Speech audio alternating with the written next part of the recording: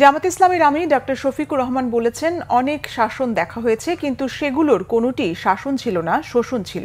ভবিষ্যতে কোরআনের শাসন দেখতে চান বলে জানিয়েছেন তিনি।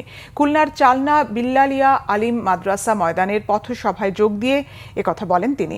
এর আগে শনিবার রাজধানীর সোহরাওয়ার্দী উদ্যানে জামাত ইসলামী জাতীয় সমাবেশে যোগ দিতে গিয়ে ফরিদপুরের ভাঙ্গায় সড়ক দুর্ঘটনায় নিহত সংগঠনের খুলনার দাকুব উপজেলার আমির মাওলানা আবু সাইদের কবর জিয়ারত করেন। এ সময় তার সাথে দলীয় নেতাকর্মীরা উপস্থিত ছিলেন। অনেক শাসন দেখেছি, এগুলা শাসন ছিল না রে মাবুদ, এগুলা শোষণ ছিল। তুমি তার সবচেয়ে বড় সাক্ষী। আল্লাহ, আমরা সৎ শাসক চাই আর কোরআনের শাসন চাই।